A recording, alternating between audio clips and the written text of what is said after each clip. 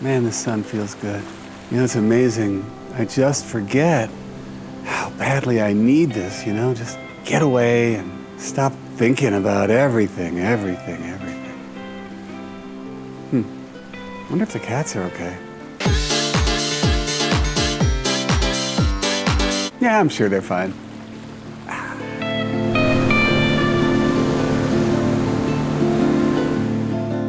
You know what's funny when I think about it? I always start things with, you guys have been asking me this question all the time, and let me give you the answer. Not this time. This is one of those things that nobody really thinks about until I reference it. Whether I'm talking to my clients, it gets referenced all the time. Anyway, I'm talking about what I think you should do when you're going away from your home, whether you're going on vacation or just visiting someone for a few days or whatever it is. I have this thing in my head that I go, I wouldn't do this, and you could get away with this. This would be fine.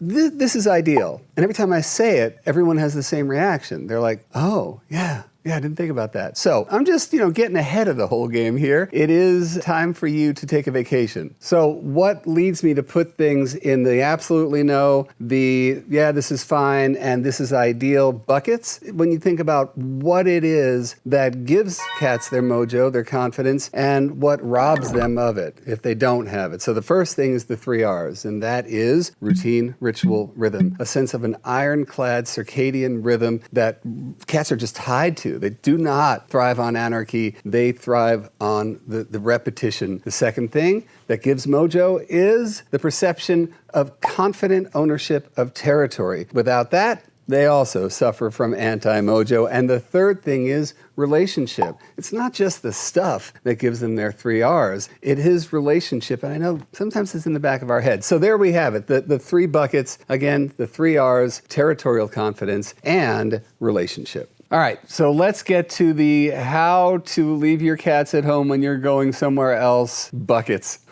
The first one is the no. Let's just cut to the chase. Not great, Bob. If you think that going away for a few days, even 24, 48 hours, and you think that it's okay to leave a trough of food and a fountain for your cats and say, they can do without the scooping for 24 hours. No. With cats, we just assume they will be fine. Don't assume that, and don't just leave them alone. So the next one is also not great, even though you think it might be. No, it's not. And that is having your mom or your friend or your neighbor just stop in for 20 minutes a day. I know, he wanted to do a stop and chat. I didn't want to do a stop and chat. Scoop the boxes, put down some food, freshen up, say bye kitties, and they're gone. Again, it is such an interruption in the territorial confidence part, in the 3 R's, in their relationship with you. You're not even giving them a remotely soft landing. And I know it just feels easier, but it's bad easier. Number 3, taking them to a boarding facility or even taking them to somebody's house. And for dogs, it might be just fine to take them to a facility. But you take a cat out of that home turf and the smells that tell them I'm home, and all of the signposts that say I'm confident, and their base camps, and the stuff that smells like you. And you put them in a space that is, and has to be, sterile. It's still far from ideal, but it's also destructive for them. So by the time they get back to the house, they may act out in an anxious way that you weren't even expecting, that kind of rebound effect, because they were robbed of territory for X amount of time. Now, that all said, if it's an emergency, if you've got to get your cats out, a gas leak, whatever it is, take your cats to a boarding facility. There are plenty that try their hardest and really do their best to do a home away from home type of thing. So do it then. My take is it's still not home, so it's not ideal. All right, so now on to what I think is really good, and then there's sort of the Emerald City that I'll get to in a minute. But it all revolves around something that I feel is just really going to solve the problem, and that's a Petsitter. There's some websites that you can go to. I'll put them in the description, just a few of them, and that also insist that their members are licensed, bonded, insured. These guys are serious, and if anything happens, it reflects terribly on their business. So they really do take a lot of good care. But like any job, you interview them, you have them come over to your home, meet the animals. I mean, the animals will let you know. If the pet sitter comes over and the animals are like, nope, and they run or they scratch or they do whatever, then maybe you should move on. Another thing you can do is, in a more organic way, go to places that you trust, whether it is your vet's office, a groomer that you work with, or the smaller sort of,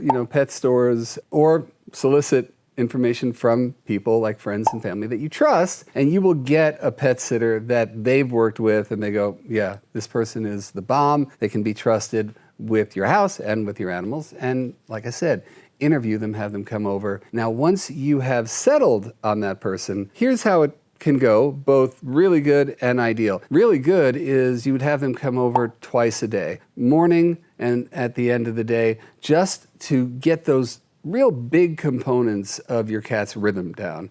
Because that morning energy, when the sun comes up, they're used to you guys getting up in that peak of energy. So, you want to maintain that. They're up, in comes somebody, feed, a little bit of play, get that energy going. And then by the time that person leaves, then they're just, hunt, catch, kill, eat, groom, sleep, right? Then at the end of the day, that same peak that they're used to happening around dinner time, or a little later, the sun's going down. You see where I'm going with 3 R's and the maintaining of sameness. Most pet sitters will have structure for the way they charge based on how long they're there. You can pretty much call the shots on that as long as you plan in advance, and that's really important. And make sure that your vacation budget includes a pet sitter. That's how important I think it is. Our vacations, if it's an actual vacation, we're planning this ahead of time. It's not, most of us just don't have the money to burn and I'm going to go to Cabo for the weekend.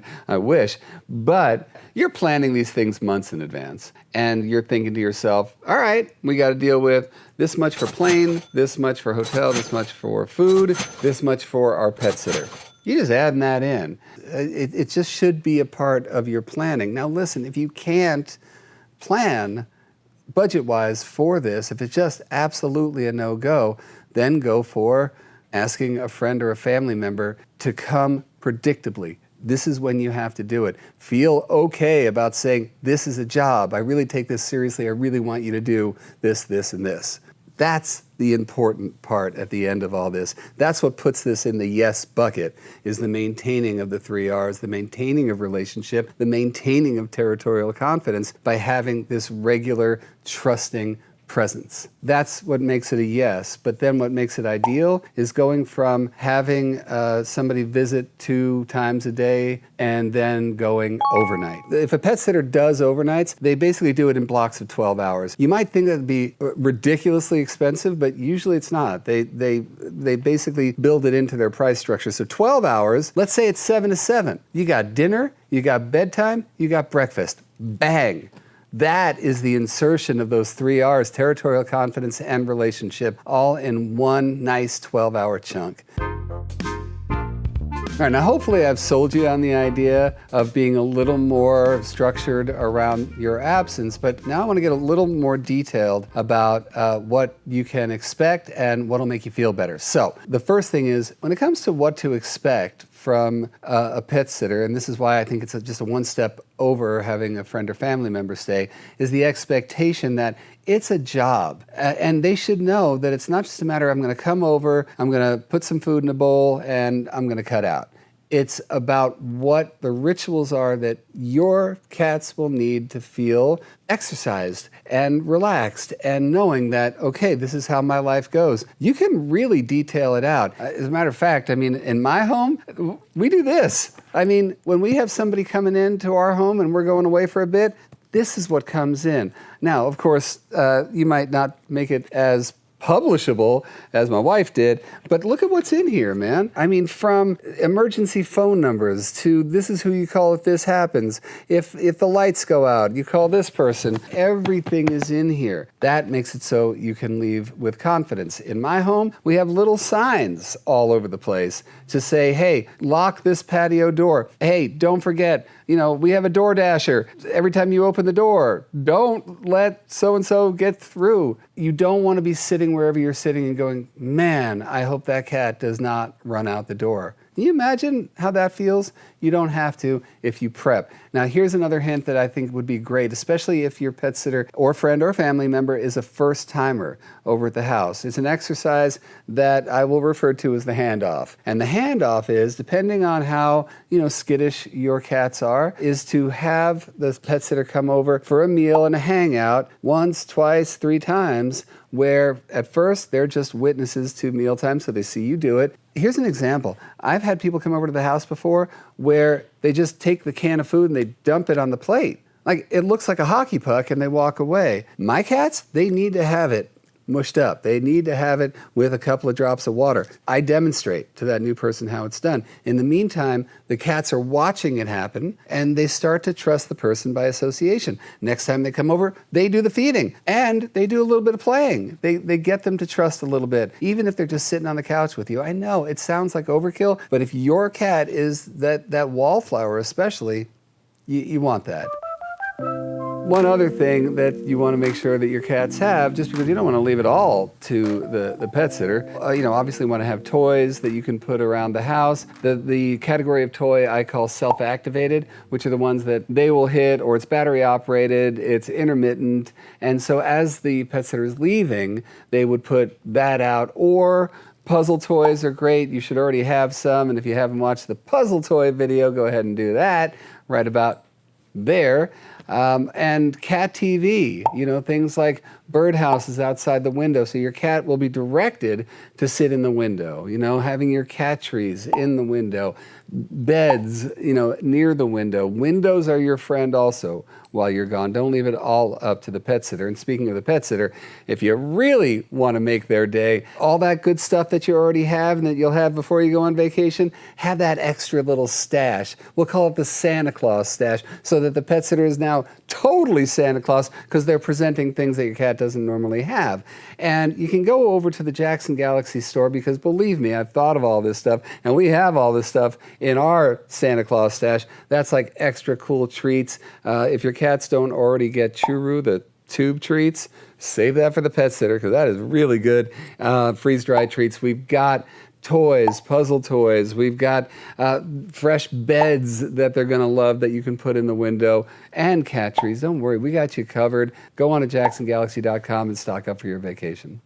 Now, after all this, I just hear the folks that I've talked to in person over all the years. I've got plenty of clients and even folks that are watching here who have put it in comments that their cats have peed in their suitcases before or after they've come home for vacation. You don't want that. What you do want is you want to come home and your cats are like, hey, Mom, hey, Dad, and they're off doing something else. That means that life was good while you were gone. That means you can relax knowing they're going to have a good time. And isn't that what we want? Jackson, I really want to take my cat on vacation. Is that okay? Yeah, you can take your cat with you. I've got a video about traveling with your cat. I've pretty much covered it all at this point. They might be okay to travel. I recommend that regardless of where you're going, you do take the time to harness train your cat. Again, there's a video on harness training your cat down in the description. I do recommend harness training your cat regardless for safety, because if you're flying with them, you're going to have to take them out of the carrier at TSA, at the airport, just so you know, or when they're in the car, or you're transporting them from car to someplace else. It's great. But if your cat turns into this adventure cat, like they really want to be out, they're trained on a harness. They can go for walks in new places. It's really enriching for them, and I totally am down with that. But otherwise, when you do travel with them, bring a little bit of home with you. Have sort of a mobile version of your base camp. So that is, if it's like a chill mat or something like that, something that retains their scent. If it's something like their carrier hopefully has been enriched, but, if not, start putting that out there and feed them their treats in there. And speaking of treats, bring their favorites, bring their favorite food, their favorite dish. Just don't change everything up. You can bring those 3 hours with you, is what I'm trying to say. Just think about what those components are and take them with you. And hey, don't forget, I mean, just because I say something doesn't mean that you shouldn't have an opinion as well and it shouldn't be a conversation. We are a community here, and I just want you to remember that. Everything that you guys say in the comments and the conversations that come out of it, I might wind up being a part of that conversation. I'm going to be looking at what you say, and maybe I'll learn a thing or two. You never know. So go ahead and leave a comment. And by the way, to that end, it would be great if you subscribe to the channel. As we creep up on 2 million subscribers, I want you to be one of them. And only 40% of you who are watching this right now are subscribed. So let me tell you what would be ideal. You subscribe, you give me a thumbs up, and you put a comment in there. Believe me, I can relax and have fun on my vacation. Oh, thank you very much. Light, love, and mojo to you. See you on the beach. Yeah, cut.